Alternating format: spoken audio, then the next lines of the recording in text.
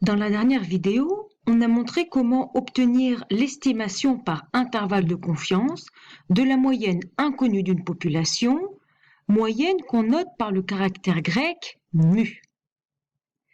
Rappelons que dans la pratique, les populations à l'étude sont souvent de grande taille et que par conséquent, on ne peut avoir les informations sur toutes les unités statistiques pour connaître la moyenne, l'écart type ou la proportion de tel ou tel caractère qui nous intéresse. En revanche, toutes ces informations sont faciles d'accès sur un échantillon. On a d'ailleurs déjà vu comment calculer des moyennes, des écarts types ou des proportions en utilisant la calculatrice ou Excel. Le but est donc d'estimer pour une grande population la valeur d'une moyenne ou d'une proportion en utilisant les données obtenues à partir d'un échantillon aléatoire.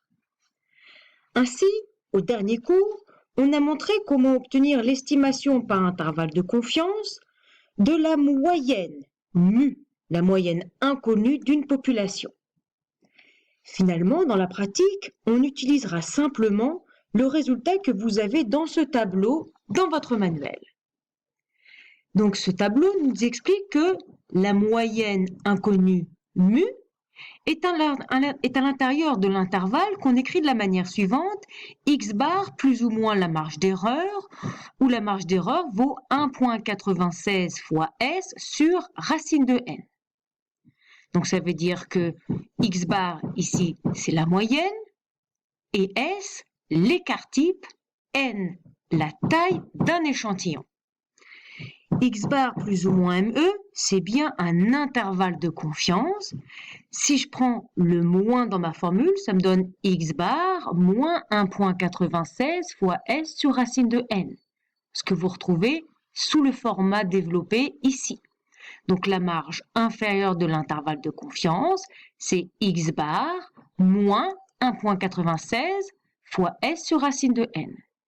Pour avoir la marge supérieure de l'intervalle de confiance, on va utiliser le signe plus, sinon c'est la même formule, donc x bar plus 1,96 fois s sur racine de n. Donc cette formule, c'est la formule de l'intervalle de confiance pour estimer le paramètre mu, la moyenne inconnue de la population, et on est sûr de nous à 95%.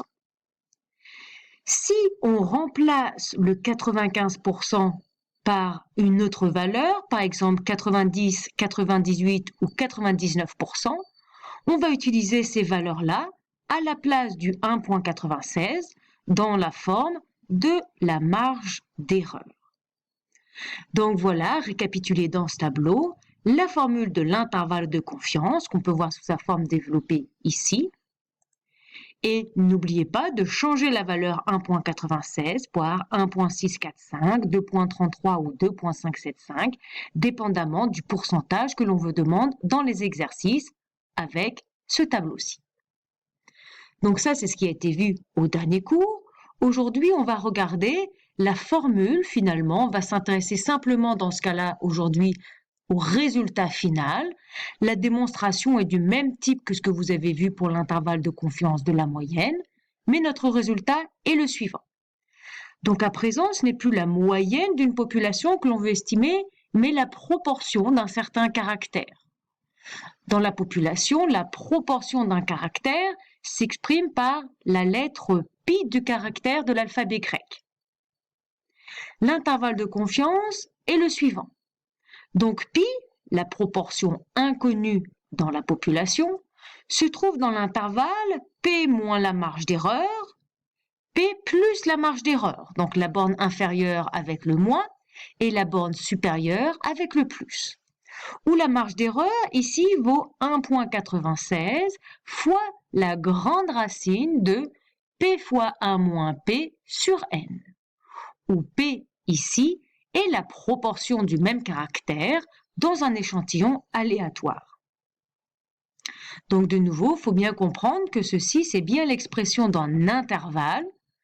On a la borne inférieure de l'intervalle avec le moins et la borne supérieure de l'intervalle avec le plus. De nouveau, dans les exercices, Si on vous demande non pas un intervalle de confiance à 95%, mais à 90 ou 98 ou 99%, vous allez remplacer le 1.96 de votre formule par les valeurs qui sont données dans ce tableau.